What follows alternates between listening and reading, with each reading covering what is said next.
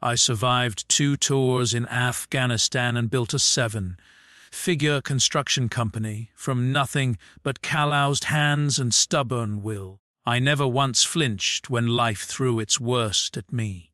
And believe me, life had thrown plenty. But standing in my office that Monday afternoon, fun pressed to my ear, listening to my 6-year-old son's kindergarten teacher describe Uncle Mark and the locked bedroom door. That's when something inside me went canny, terrifyingly still. Not angry.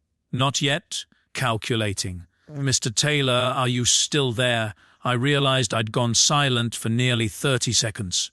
David Patterson, Tyler's teacher, sounded genuinely concerned. A good man, the kind who actually paid attention to his students. "I'm here," I said, my voice surprisingly steady. "Tell me exactly what Tyler drew." "Well, during art time today, the children were asked to draw their families at home. Tyler drew your house. He's quite detailed for his age, actually, with you at work, labeled Daddy. Then he drew your wife and a man he called Uncle Mark in what he labeled as the bedroom, and himself playing alone downstairs." The fluorescent lights in my office suddenly seemed too bright, too sharp. "Did he say anything else about this Uncle Mark?" Patterson hesitated. "He mentioned that Uncle Mark visits when you're at work and that, well, that it's a secret." He seemed a little anxious about mentioning it. "Actually, I don't want to overstep, Mr. Taylor, but I felt you should know. Children process things through art, and sometimes you did the right thing." I cut him off. "Thank you for calling me." After I hung up, I sat motionless for a full 5 minutes. The construction site noise filtered through my window, that eeping of a backhoe, someone shouting instructions, the rhythmic pounding of a nail gun. Normal sounds. My normal life. Except nothing was normal anymore. My military training kicked in hard. In Afghanistan, the soldiers who survived weren't the ones who charged in blindly when ambushed. They were the ones who gathered intelligence, assessed the situation, and struck with precision. I wasn't going to confront Jessica. Not yet. Not until I knew everything. That evening, I took Tyler for ice cream, our Monday tradition since he was 4. Rocky Road for me, strawberry for him, and we'd sit in that red vinyl booth at Scoops and talk about his day. "So, buddy," I said casually, watching him attack his cone with a single-minded focus only a 6-year-old can muster. "What did you do at school today?" "Hunt. I drew our house." "Yeah, that sounds cool. What did you put in the picture?" "You at work." "You're always at work." He said it matter-of-factly. No accusation, just a kid stating truth. "And Mommy and Uncle Mark." I kept my face neutral, took a bite of my ice cream like we were discussing the weather. "Uncle Mark? Huh! I don't think I know him. Is he a friend of Mommy's?" Tyler nodded, pink ice cream already smearing his chin.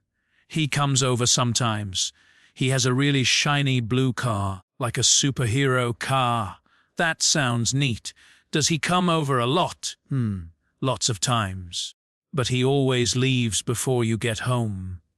I felt something cold settle in my chest that had nothing to do with the ice cream. "Does Mommy know you told me about Uncle Mark?" Tyler's expression shifted. Guilt, anxiety. A 6-year-old shouldn't know those emotions so intimately. "Mommy said it's their special secret," he said quietly. "She said I shouldn't tell you 'cause it would make you sad." I reached across the table and ruffled his hair, forcing a smile. "Hey, you know what? You can always tell me anything, okay? That's what dads are for, even secrets. Especially secrets, Betty." He seemed relieved. We finished our ice cream, and I asked him more questions. Gentle, non-leading, just like they taught us in interrogation training. Uncle Ankh worked where Mommy used to work. He wore fancy clothes. Sometimes Tyler heard them laughing upstairs. By the time I tucked him into bed that night, I had a pretty complete picture. Jessica was in the living room when I came downstairs, curled up on the couch watching some reality show. She looked up and smiled. "Tyler, go down okay." Out like a light. I grabbed my laptop. "Hey, I've got to prep for an early site visit tomorrow. Going to work in my office for a bit." "Sure, babe." She turned back to her show. "Love you." The words hit differently now. "Love you, too." I didn't sleep that night. I planned. Around 3 a.m., I pulled up our family photos on my laptop, our wedding day. Jessica in white, me in a rented tux, both of us grinning like idiots who'd won the lottery. Tyler's birth. First birthday, second birthday, all the way up to last month's Halloween, when he'd insisted on being Spider-Man and I'd spent 3 hours helping Jessica sew the costume.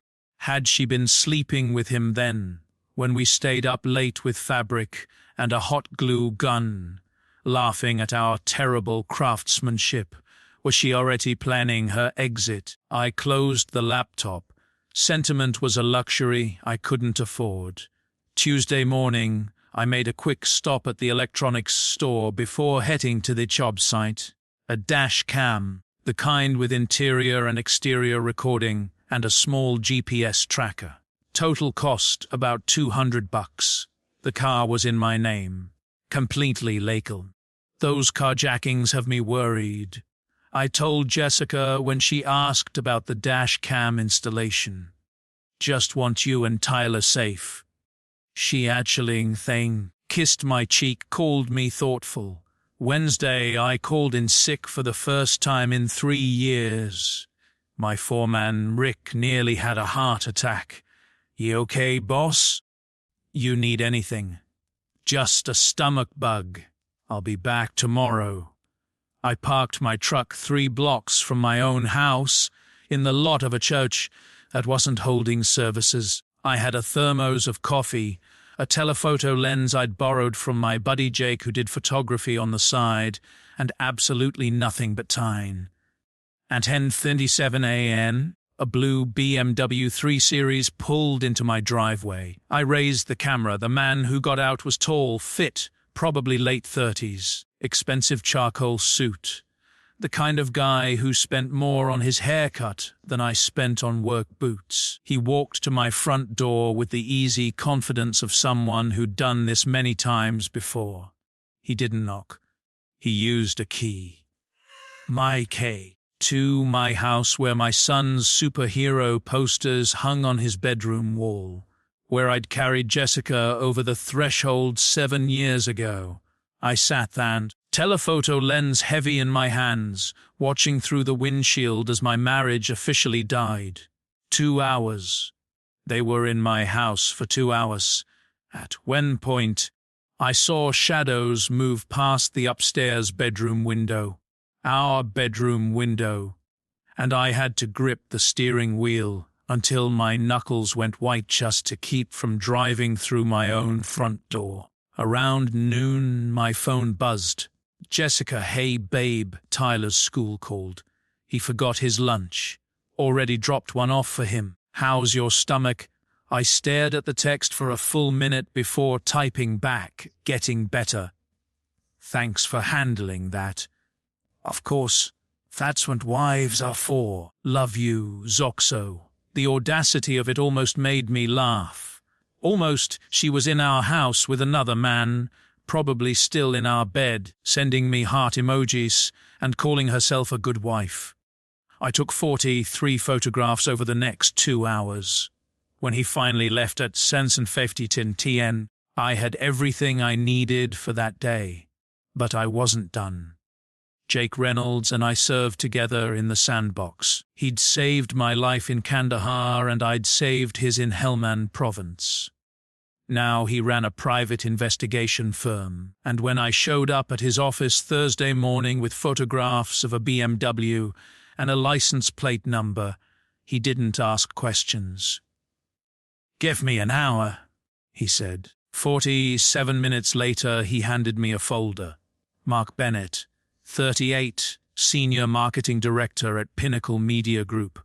Married. 2 kids. Lives in Westbrook, that fancy subdivision with the golf course. His wife's a surgeon over at St. Catherine's. Catherine's, where they'd treated Tyler's broken arm last year after he fell off the monkey bars. "What's Pinnacle Media Group?" I asked.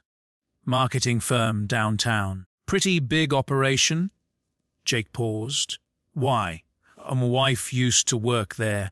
Quit about 8 months ago. Said it was a toxic work environment." Shakey's expression shifted. He understood. "You need me to dig deeper?" "Yeah, I need everything." By Friday afternoon, I knew the truth. Jessica hadn't quit. He has at a toxic workplace. She'd been quietly asked to resign after HR received an anonymous complaint about her relationship with a superior. She'd been sleeping with her boss, and when it got too obvious to ignore, the company had given her an exit package to make the problem disappear. 8 months. She'd been lying to me for 8 months. I sat across from Raymond Cross, the best divorce attorney in the city, and laid everything out. He listened without interrupting. Photographs, GPS data, the HR situation, all of it. His office was exactly what you'd expect from a man who charged $500 an hour. Dark wood, leather chairs, law degrees covering the walls like trophies. Raymond himself was mid-50s, silver-haired, with the kind of face that had probably never shown surprise once in his professional career. When I finished, he leaned back in his leather chair. "You've done good work, Mr. Taylor. Most clients come to me after they've confronted their spouse and destroyed any chance of building a solid case. They scream, they accuse, and then their partner has weeks to delete texts, move money, coach the kids." He tapped his pen against his legal pad. "You're different." "My wife is smart," I said. "If I confront her now, she'll have time to spin a narrative, delete evidence, coach herself, maybe even try to turn Tyler against me. Has she been a good mother overall?" The question caught me off guard. "She's attentive. Tyler adores her. She does the school stuff, the doctor appointments." I paused. "But she also made him keep secrets from me. She put our 6-year-old in an impossible position to cover her tracks." Raymond wrote something down. "That's significant. Courts don't like it when parents involve children in marital conflicts. It demonstrates poor judgment." "So what's my move?" Raymond smiled the cold, satisfied smile of a predator spotting wounded prey. "I like you, Mr. Taylor. Here's my advice. Keep documenting. Don't change your behavior. The longer you wait, the more evidence you gather, the stronger your position. When we finally pull the trigger, we want it to be devastating." I nodded. "I can be patient?" "Good. Because patience wins custody battles. And Mr. Taylor, don't sleep with anyone else in the meantime. No matter how tempting revenge might seem, I want you squeaky clean when we walk into that courtroom." "Not interested in revenge that way," I said. "I just want my son. Then we're going to get along just fine." The next few weeks were an exercise in controlled fury. I went to work, coached Tyler's little league team, had dinner with my wife every night, made love to her when she initiated, though something inside me tight a little each time, all while building my case. I accessed our phone records. The family plan was in my name, and discovered Jessica had exchanged over 3,000 texts with Mark Bennett in the past 6 months. Phone calls averaging 45 minutes, always during my work hours. I found cash withdrawals. 200 here, 300 there. Almost $4,000 over 6 months, supposedly for household expenses and girls' trips. The receipts hidden in her car told a different story. Hotel rooms in neighboring towns, expensive lingerie, a couple's massage at a spa 2 hours away, every Tuesday and Thursday, 10:00 a.m. to 9:00 p.m. That was their schedule. Sometimes Friday evenings, too. The same Friday evenings Jessica encouraged me to attend poker night with the guys. "Hey, you should go," she'd say, practically pushing me out the door. "You work so hard. You deserve time with your friends." What a thoughtful wife. I scheduled Tyler with a child psychologist, Dr. Angela Foster. Told Jessica it was for some anxiety he'd been showing at school. In reality, I wanted documentation. Dr. Foster's notes would again evidence. Tyler exhibited signs of stress from being asked to keep adult secrets, a 6-year-old burdened with his mother's lies. The first session, I sat in the waiting room while Tyler went back with Dr. Foster. 45 minutes of thumb twiddling and stale magazines about parenting, which felt ironic given the circumstances.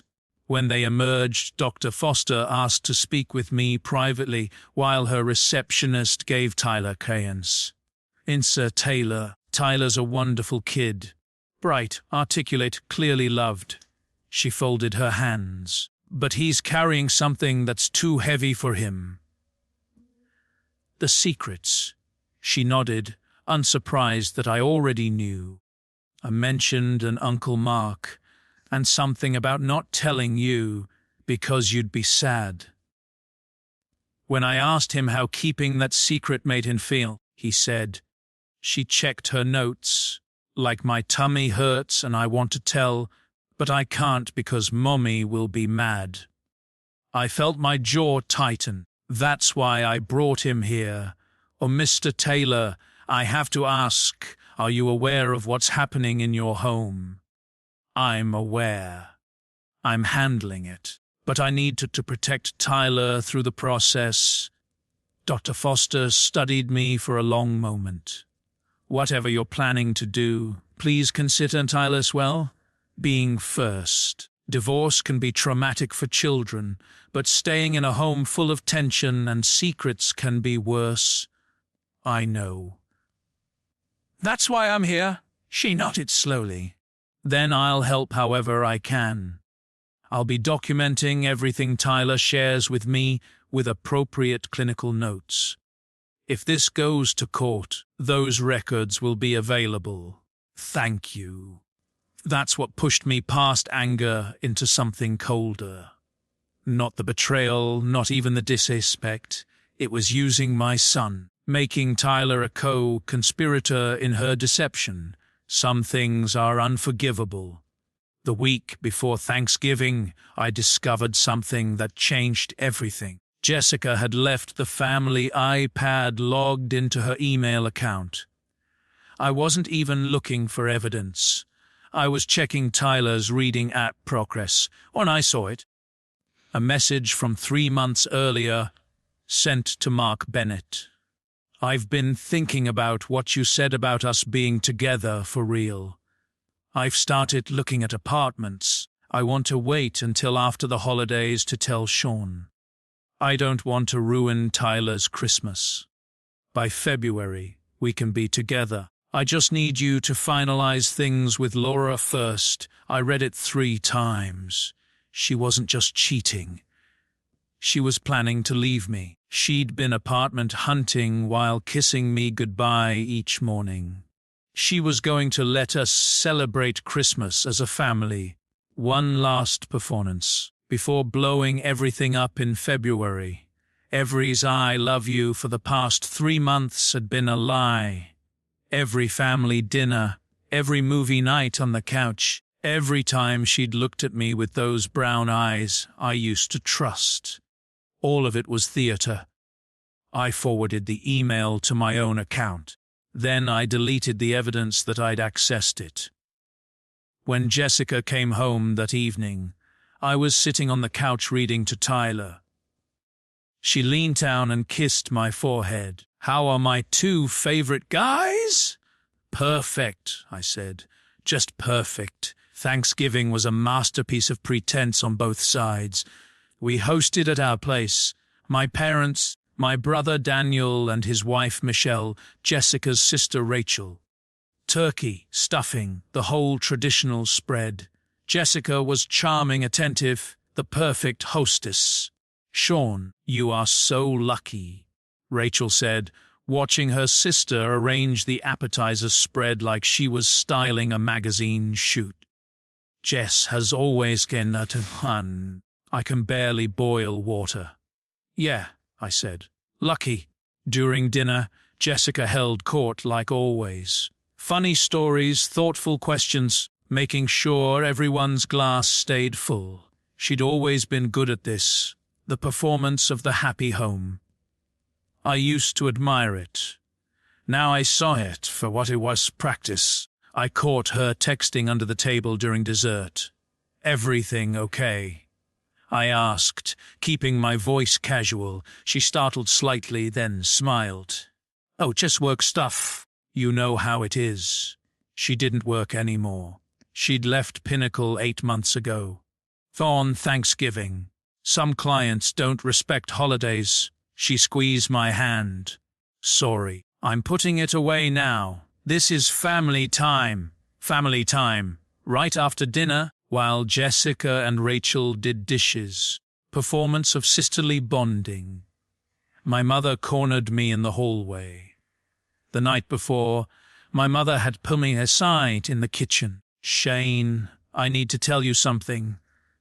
I wasn't going to say anything, but it's been eating at me. She looked older suddenly, worried in a way I hadn't seen since I deployed overseas. I saw Jessica last month in Millbrook. She was having lunch with a man. Very cozy, very close. What did he look like? Tall, good-looking, expensive clothes. I thought maybe it was a work thing, but she doesn't work anymore, does she? And the way she was looking at him. Mom's voice cracked. I should have said something sooner. I just didn't want to believe. "It's not everything." She studied my face. "You know, I know everything." "Oh, Sean." Her eyes filled with tears. "What are you going to do?" "I'm handling." "Don't worry. But don't say anything to anyone." "Not yet." She squeezed my hand. "I'm so sorry. I really thought she was the one for you." So did I. That night, Daniel cornered me in the garage while I grabbed more beer from the cooler. "So when were you going to tell me?" he demanded.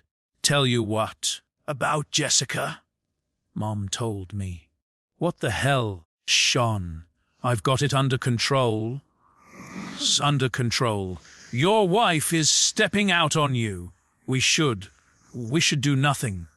I kept my voice low and firm. "I've got an attorney. I've got evidence. I'm building a case. When I take her down, it's going to be clean and complete. But I need you to stay calm. Can you do that?" Daniel's jaw worked. My little brother had always been the hothead between us. "This guy, you know who he is? Mark Bennett, marketing executive. His wife's a surgeon." "Mark Bennett." Daniel's eyes widened. "That's the guy whose brother-in-law owns Hartley Construction. They undercut us on the Riverside contract last year and the municipal parking structure." I felt my blood turn cold. "What? Yan?" "I always wondered how they got insider information on our bids. Son of a..." He caught himself. "You think it's connected?" It hadn't occurred until that moment, but suddenly the pattern was clear. Mark Bennett wasn't just sleeping with my wife. He might have been actively trying to destroy my business. "I'll find out," I said. The week after Thanksgiving, I met Laura Bennett. I debated reaching out to her for weeks. On one hand, she was a victim like me. On the other, involving her added unpredictability to my plan. But Daniel's revelation about the business contracts tipped the scales. I needed to know what she knew. We met at a coffee shop 30 miles outside of town, neutral territory. I recognized her from the photos. Attractive, professional, the kind of woman who radiated competence. She was already seated when I arrived, hands wrapped around a mug like she needed something to anchor her. "Mr. Taylor, thank you for meeting." Her voice was controlled, but I could see the strain in her eyes. "Sean, and I think we're past formalities, Dr. Bennett." "Laura, then." She took a breath. "I have to ask, are you certain about Mark and your wife?" I slid my phone across the table. Photographs, GPS logs, the email. She scrolled through them with the clinical detachment of a surgeon examining scans, but her hands trembled slightly. "I found something, too," she said finally. "A second phone, hidden in his golf bag." She laughed bitterly. "He doesn't even play golf that often. I should have known." "What's on it?" "Messages to your wife." "But also," she hesitated, other women." "Your wife isn't the first, Sean. She's just the current one." I absorbed that. It didn't make me feel better. It just made Jessica look more pathetic, falling for a serial cheater who probably whispered the same lines to a different woman every few years. "I want to coordinate," I said. "When we file together. Same day, same time. He doesn't get the chance to spin this. Neither does she." Laura's eyes met mine. There was steel there beneath the hurt. "What exactly are you proposing?" "Simultaneous strike. You serve Mark at his office in front of everyone. I confront Jessica at home. They won't have time to warn each other, compare stories, coordinate their lies. By the time they realize what's happening, it's already done." "That's cold," Laura said. "Calculated." "Yeah, it is." I met her gaze steadily. "They've been lying to us for months." "Yes." "In your case, they've made fools of us, used our trust. Your husband isn't just sleeping with my wife. He might be sabotaging my business. This isn't just about hurt feelings anymore. This is about protecting what's ours." Laura was quiet for a moment, stirring her coffee with a plastic stick. When she looked up, her surgeon's eyes, the ones that made life or death decisions daily, were clear and focused. "Mark missed our daughter's ballet recital last month. Said he had a work emergency. I found out later from a colleague that he left the office at 7:00 p.m. She set down the coffee stick. "He missed watching our little girl dance because he was with your wife." "I'm sorry." "Don't be. It just means I'm in." She pulled out her phone, opened her calendar. "When? Friday, December 6th. Mark has a board presentation scheduled." I checked his company's public calendar. Naxian Ideation. "Jessica will be home alone." Laura smiled.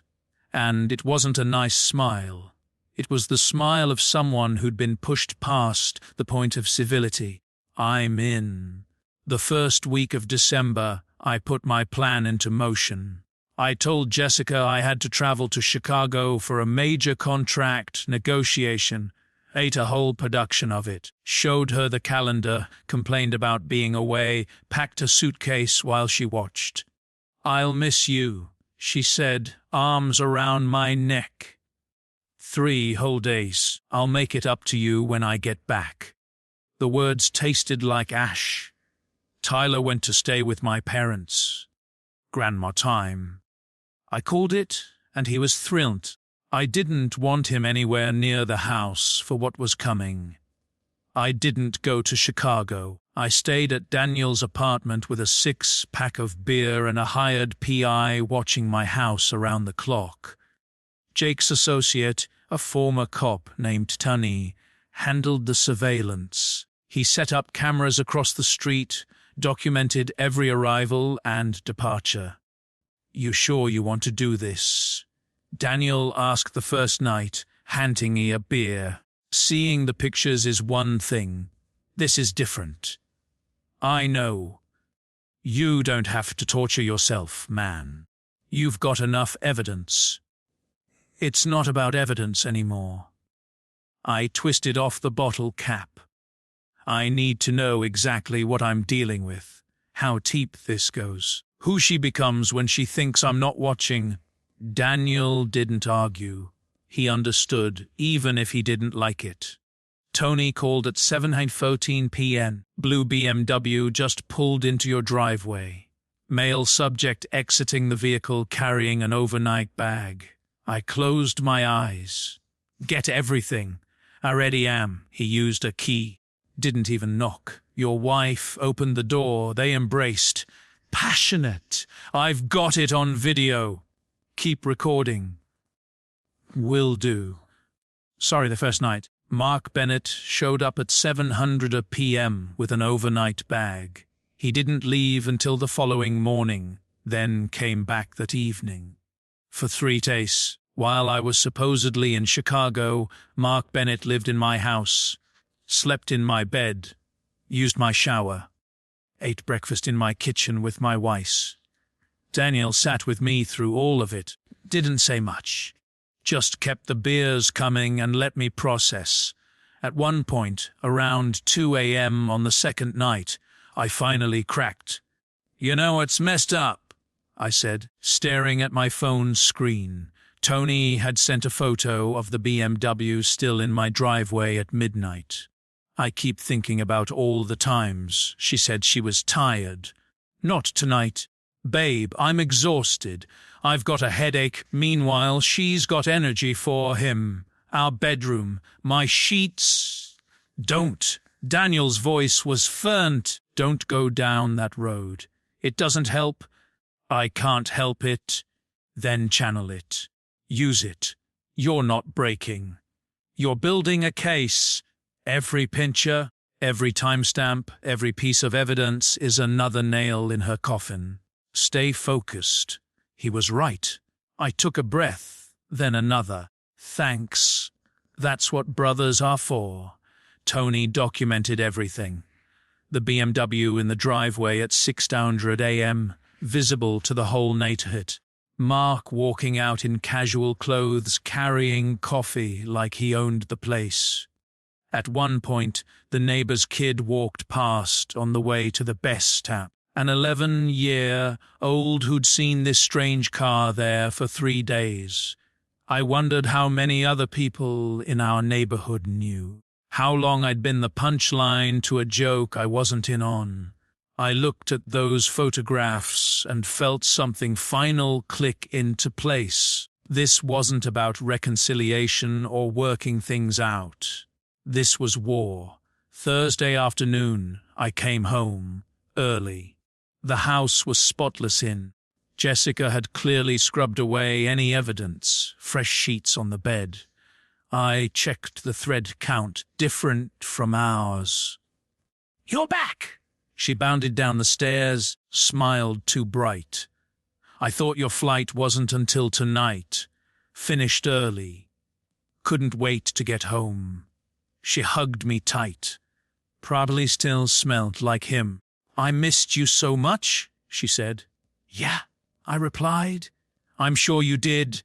D-Day was a Friday, December 6th. I woke before dawn and watched Jessica sleep. 7 years of marriage.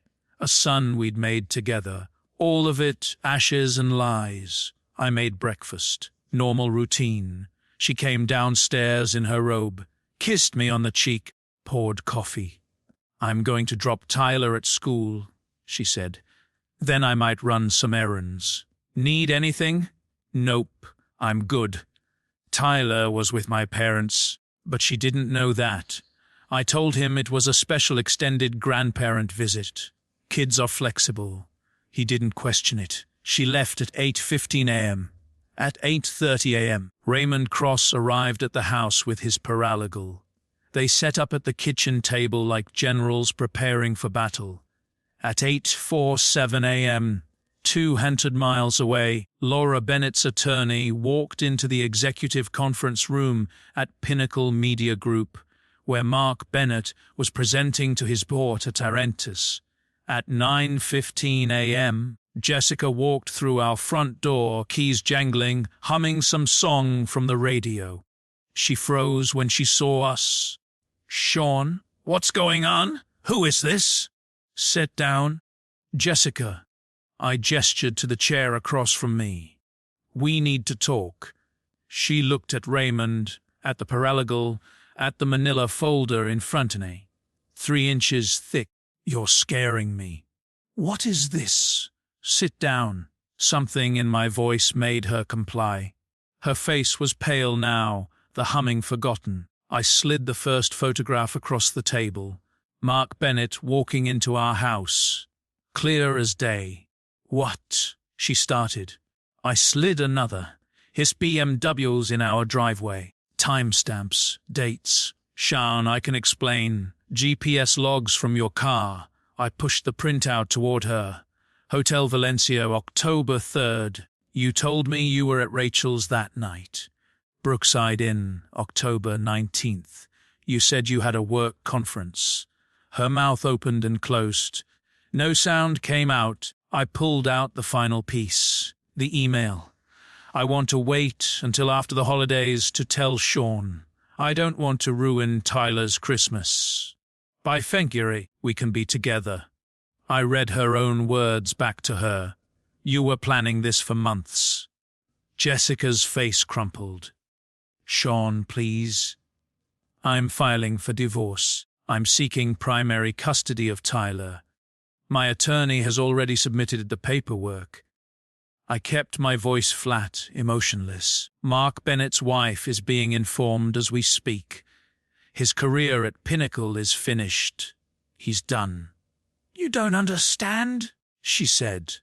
"Tess," shining out, "you were never here. You were always working. I was lonely. I was. You had an affair in our home while our son was playing downstairs. You made Tyler keep your secret. You taught a 6-year-old to lie to his father." I leaned forward. "There is no version of the story where you're the victim. What can work through this?" She grabbed for my hand. I pulled away. "Couples survive affairs all the time." "Think about Tyler?" "I am thinking about Tyler. That's the only reason I'm not burning everything you love to the ground." I stood up. 10 p.m. to pack a bag. My attorney will be in contact about the rest. "Sean, pleasey." She stood too, mascara running. "This isn't who I am, Heinatinis sake. One terrible mistake. 8 months," I said flatly. 3,000 text messages. 27 hotel visits. The email planning your exit. That's not a mistake. "Jessica, that's a lifestyle." The email was, I was confused. "I never really meant. You were apartment hunting, while you kissed me goodbye every morning and made dinner with our son every night. While you encouraged me to go to poker so you could have the house to yourself. You had a whole double life and you were ready to throw Tyler and me away like we were nothing. You were everything." Her voice cracked. "That's what you don't understand. I love you. I love our family. Mark was just an escape, a fantasy. I was never really going to. You gave him a key to our house. Silence. He slept in our bed for 3 days while I was in Chicago. He walked past our son's room every morning. You weren't confused, Jessica. You weren't lonely. You were selfish. And now you get to live with the consequences. She collapsed back into her chair, sobbing. Raymond watched with professional detachment. His paralegal was taking notes. Cheyenne, I'm begging you. Save it for the judge. I grabbed my jacket. 5:00 p.m. Don't be here when I get back. I walked out without looking.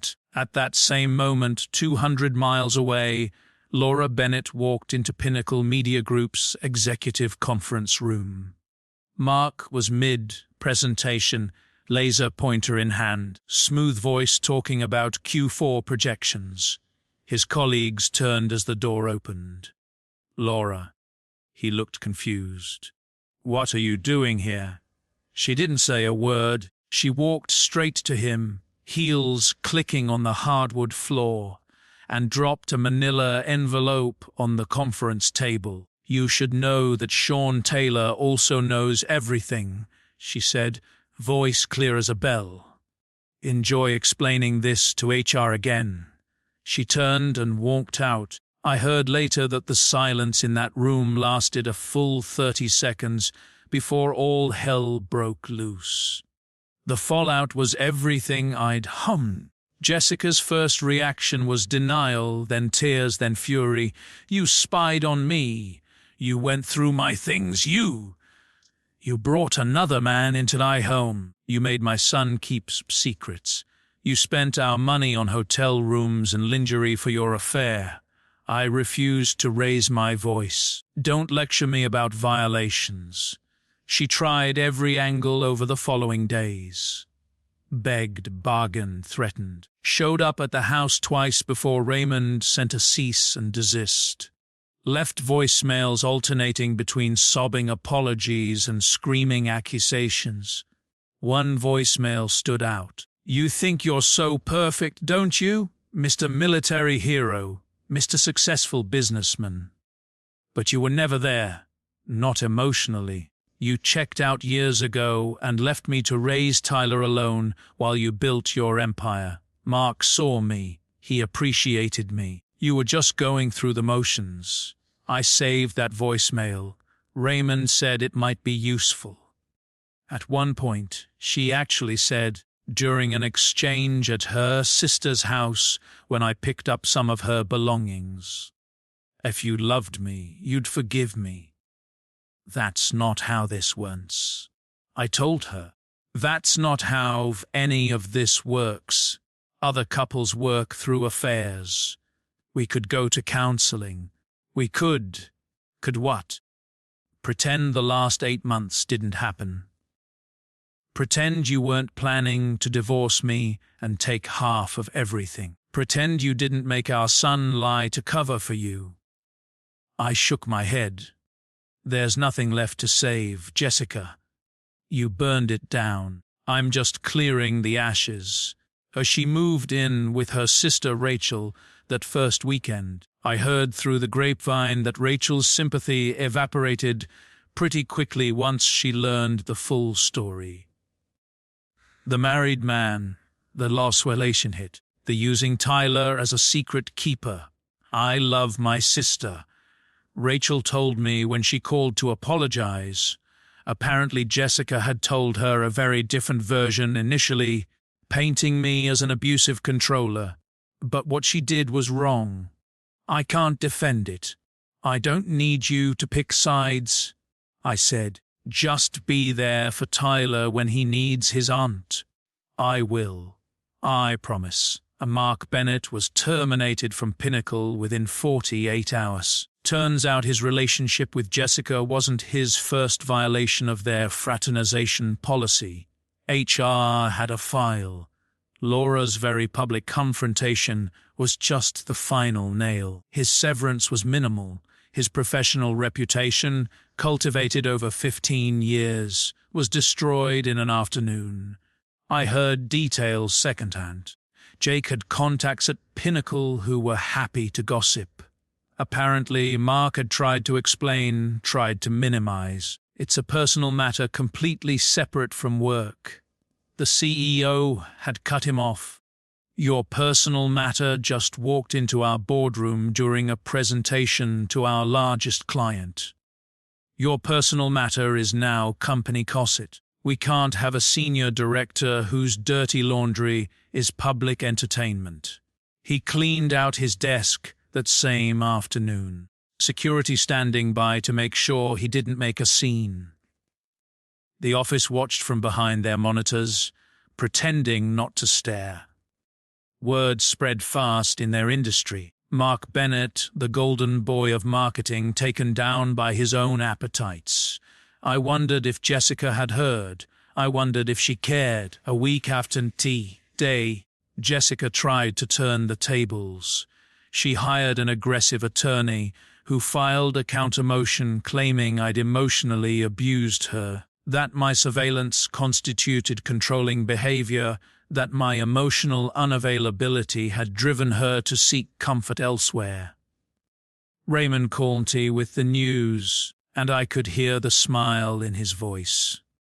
She's claiming you were the bad guy all along. Apparently, you're a controlling, emotionally distant tyrant who drove her into another man's arms through your pathological work obsession and inability to provide emotional intimacy. That's creative. She also claims you stalked her with illegal surveillance equipment. The GPS was on my property. The dash cam was in a car I own. Everything was legal. I know. She knows. Her attorney knows. This is a Hail Mary, Sean. She's hoping the court will see you as a jealous husband who invaded her privacy rather than a father who documented his wife's affair to protect his child. Will it work? Not a chance. But we need to be ready. Raymond Cross was prepared. We presented character witnesses. Neighbors who testified I was always home for dinner when possible. Parents from Tyler's school who'd seen me at every event. Guys from my crew who confirmed I ran a fair operation and cared about people. We showed documentation proving all surveillance methods were legal. We demonstrated my involvement in Tyler's life.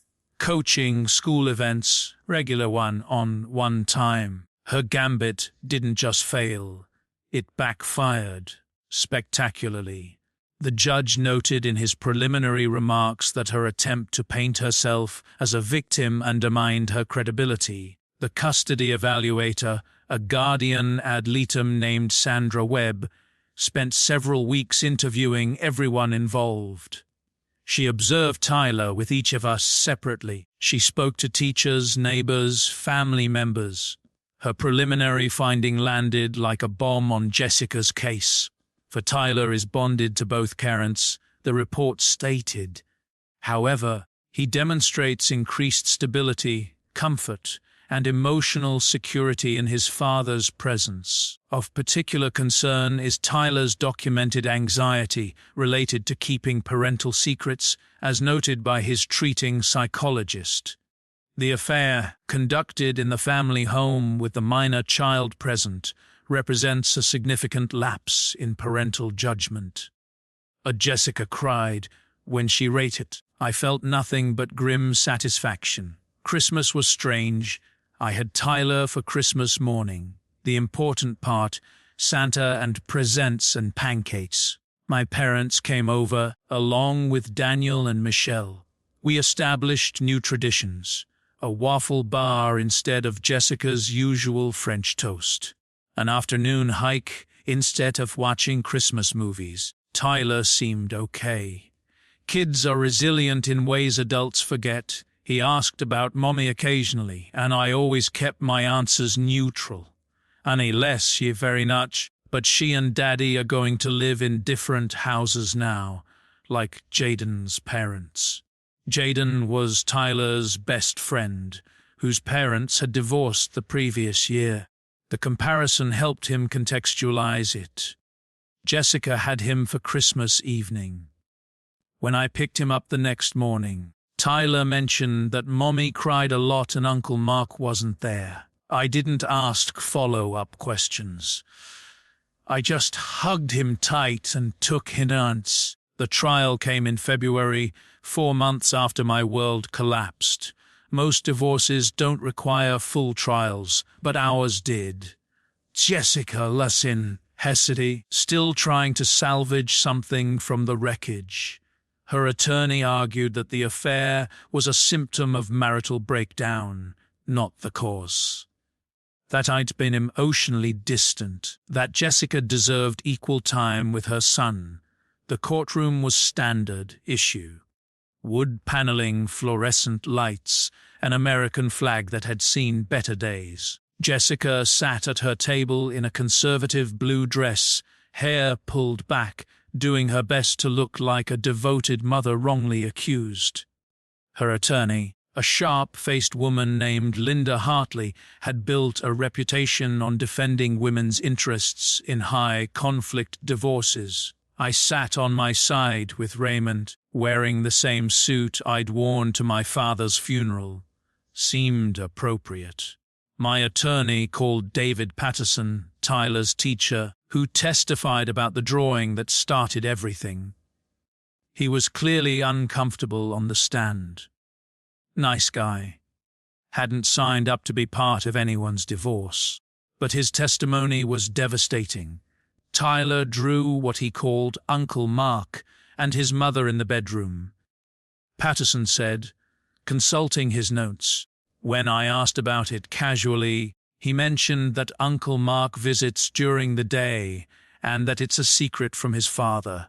And how did Tyler seem when he discussed this? Eamon asked. Anxious, guilty. He clearly felt conflicted about sharing something his mother had told him to keep private. Jessica's attorney tried to minimize it on Huss. Kids draw all sorts of things. Imaginations run wild, etc. But the damage was done. Then Raymond called Dr. Angela Foster, who detailed Tyler's stress responses and the psychological impact of being asked to keep adult secrets. In your professional opinion, Raymond asked, what effect does asking a young child to keep secrets from a parent have on that child's emotional development? Significant negative effects? Dr. Foster said firmly. It creates divided loyalties, forces the child into an adult conflict, and often results in anxiety, guilt, and difficulty trusting authority figures. In Tyler's case, I documented stomach aches, sleep disruptions, and emotional outbursts that correlate directly with the burden of secret keeping. Jessica was crying quietly at her table. Part of me wondered if it was genuine. The rest of me didn't care. Then came the surprise witness. Emily Dawson had worked with Jessica at Elite Group. She'd been at a happy hour when Jessica had bragged about the affair, calling me boring and Mark exciting. She said Sean was stable but predictable, Emily testified. She said Mark made her feel alive. She seemed proud of it. Jessica's attorney objected to relevance. The judge overruled.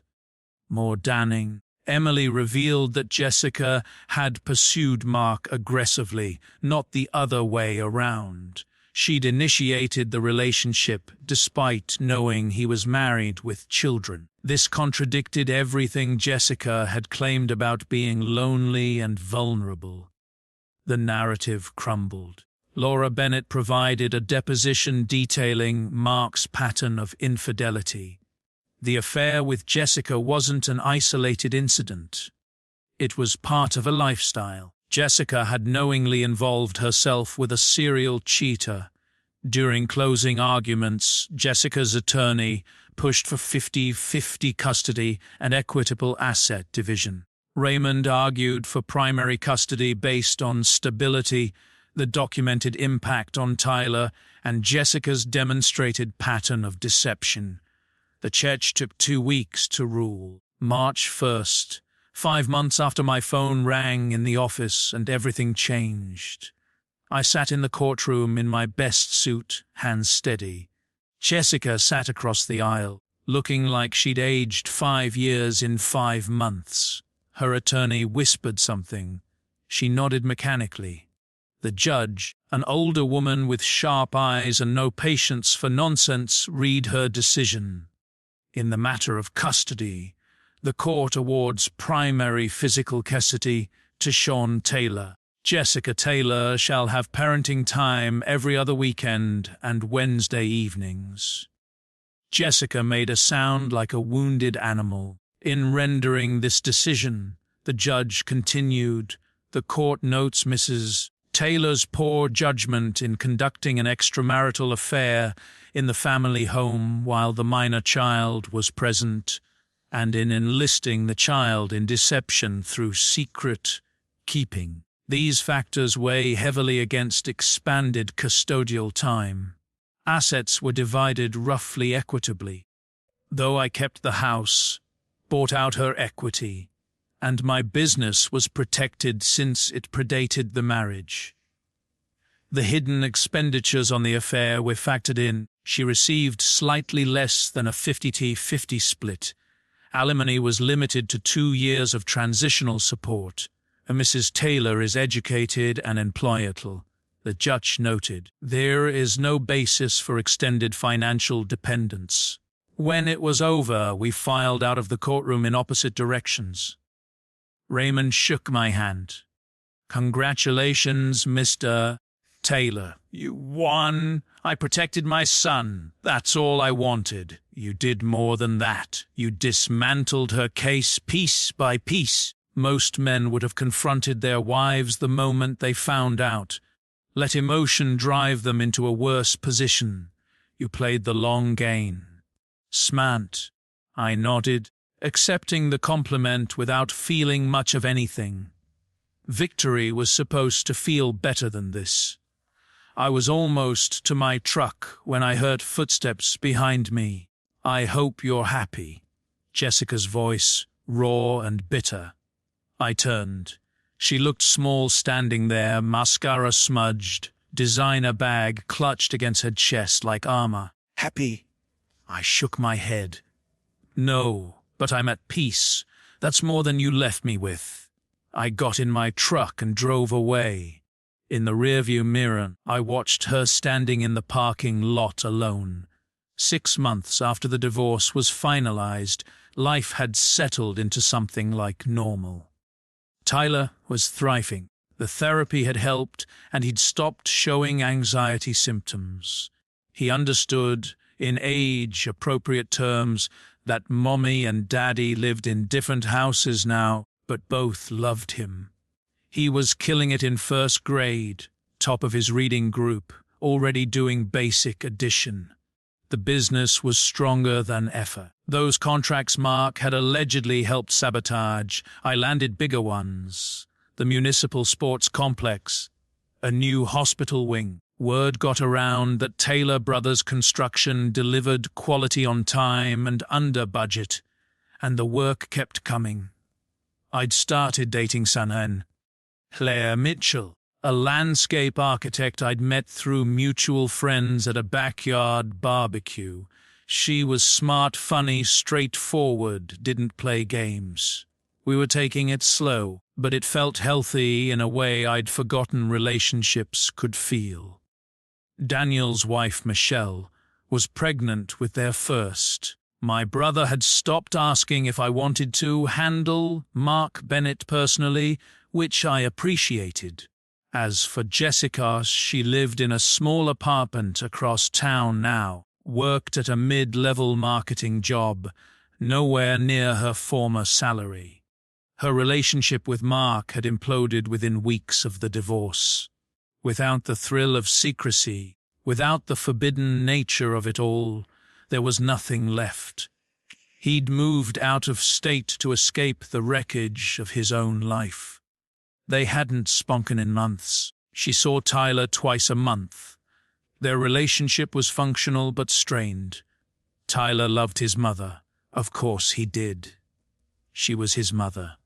But then was a wariness in him now. He was too young to articulate why, but I could see it. Trust, once broken with a child, is almost impossible to rebuild. One Saturday, after dropping him at her apartment for his scheduled weekend, Tyler called me that night. "Dad, can you come get me?" "What's wrong, Butty?" "Nothing's wrong. I want to come home." "Are you sure it's Mom's weekend?" A long pause. She's sad a lot, and she keeps asking me questions about you. About Claire, about if you're happy. It makes my tummy hurt. I closed my eyes. Even now, she couldn't stop using him. "I'll be there in 20 minutes. When I arrived, Jessica was waiting at the door, arms crossed. "He's supposed to be with me until Sunday." He called me. He wants to come home. He's 6. He doesn't get to decide when visits end. He's 7 now. His birthday had been 2 weeks ago at my house with his friends. A spider and cake. Jessica had sent a gift, but hadn't attended. And when my son calls me asking to come home, because being with you makes his stomach hurt, I'm going to pick him up. That's not fair. I'm his mother. Then act like it. Stop interrogating him about my life. Stop putting him into just be his mom. She didn't respond. Tyler appeared at the door with his backpack, looking relieved to see me. "Ready to go, buddy?" "Yeah." He hugged Jessica quickly. "Bye, Mom." She watched us drive away. I didn't look in the rearview mirror this time. Mark Bennett was a ghost, divorced, paying through the nose in alimony and child support. His children, 12 and 14, knew what happened and were furious. His daughter had told him she never wanted to see him again. His son was in therapy trying to process the betrayal. He'd taken a lesser position at some firm in another city, starting over as a diminished version of himself. Laura told me she'd heard he'd tried to contact Jessica once, about 3 months after everything fell apart. She'd blocked his number. Funny how quickly soulmates become strangers when the consequences arrive. Laura Bennett and I exchanged Christmas cards that first year. Strange, the bonds that form between people who've weathered the same storm. She was thriving. Her career continued to flourish. She'd started dating a nice guy who treated her kids well. The last time we spoke, she sounded genuinely happy. That night, I met Daniel for beers at our usual spot, a dive bar called the Rusty Anchor that had been serving construction workers since before either of us was born. "You seem good," Daniel observed, sliding into the booth across from me. "Like actually good, not pretending. I am good." I took a long pull from my beer. "Took a while, but yeah." "Claire's still in the picture. We're going to her sister's wedding next month. As a couple. Official, like." Daniel grinned. "Look at you, moving on with your life like a functional adult. Imagine that." We clinked bottles. Around us the bar buzzed with the after-work crowd. Guys from various job sites, nurses from the hospital down the street, a few regulars who seemed to live on their stools. "Can I ask you something?" Daniel leaned forward. "How'd you do it? Keep your cool for all those months. If it had been Michelle..." He shook his head. "I would have lost it." I thought about it, the question people always asked once they knew the story. How did you not explode? How did you not confront her the second you knew? "You remember Sergeant Williams," I said, "back in Kandahar. Hard guy to forget. He used to say that the soldiers who survive aren't the strongest or the fastest. They're the ones who can wait, control the engagement, choose their moment." I picked at the label on my beer bottle. When I got that phone call, my first instinct was to go home and burn everything down, scream, throw things, demand answers.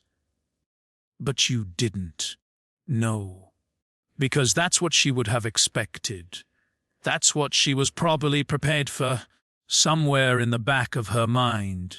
A big blow-up, then tears and apologies and couples counseling and working through it. I shook my head. I didn't want to work through it. I wanted to win. And winning meant doing it right. Daniel was quiet for a moment. You're kind of terrifying sometimes. You know that, right? I laughed. I learned from the best. We drank in comfortable silence for a while. The jukebox played something old and country. A group of young guys at the pool table argued about a shot. You ever regret it? Daniel asked eventually. Any of it? Regret what? Finding out. Building the case. Not giving her a chance to explain. To make it right, I considered the question seriously, the way it deserved. There was a moment, I admitted. That first night, after Tyler told me about Uncle Mark, I lay awake thinking maybe I'd misunderstood. Maybe it was innocent. Maybe I was about to destroy my family over nothing. I met my brother's eyes. But then I remembered something Tyler said. That Moni told him as their special secret. That telling me would make me sad. She taught our son to lie to protect her affair. Whatever she might have said to explain herself, whatever tears she might have cried, none of it would have undone that. Daniel nodded slowly. Yeah, I get it. Some things you can contact from. Some things you can't. She crossed a line that can't be uncrossed. I finished my beer. I don't regret anything. I protected my son. I protected myself. And I did it the right way. To doing it the right way. Daniel raised his bottle. To doing it the right way. I picked up Tyler from my parents' house around 8. He was sugar crashed from the cookies my mom had let him demolish and half asleep by the time I buckled him into his booster seat. Dade. His voice was drowsy. Yeah, buddy. Is Claire going to be at the house? Not tonight. She's got work early tomorrow. Okay. A pause. I like Claire. She's nice. I like her, too. Do you love her? Like you loved Mommy? I glanced at him in the rearview mirror. His eyes were heavy, lidded but serious. Kids ask the realest questions at the worst times. I don't know yet, buddy. Sometimes these things take time to figure out. He seemed to have said this. I think you should love her. Then maybe she could live with us and I could have a dog. I laughed. That's quite a logical leap there. Pal, Emma's mom has a boyfriend and Emma got a dog. I'm just saying, we'll see about the dog. Now, close your eyes. We'll be home in 10 minutes. He was asleep before we hit the highway. I carried him inside, tucked him into bed, brushed the hair off his forehead. He looked so peaceful when he slept, so untouched by all the adult chaos that had swirled around him. I went downstairs, poured myself 2 sinkers of whiskey, and sat on the back porch. The night was clear, stars visible despite the suburban light pollution. Somewhere down the street, a dog barked. A car drove past. Normal sounds of a normal life. My phone buzzed. Claire, thinking about you. Can't wait for this weekend. I smiled and typed back a saying. Tyler says I should love you so he can get a dog. Lol. Smart kid. He's not wrong about the first part. No, he's not. I sat there for a line, sipping my whiskey, thinking about nothing in particular. The anger that had sustained me for so many months was gone, burned away like fuel that had served its purpose. What remained was something quieter, steadier. I was 39 years old. I had a son who loved me, a business that thrived, and a future that felt open instead of predetermined. The woman I'd married had betrayed me in the most complete way possible. And I'd survived it. More than survived. I'd come out the other side stronger. Tomorrow, there would be meetings and job sites and Tyler's soccer practice and all the mundane business of building a life. But tonight, there was just this, the quiet satisfaction of a battle won and the peace of knowing I'd done right by my son. I finished my whiskey, locked the doors, and went best sleep I'd had in years.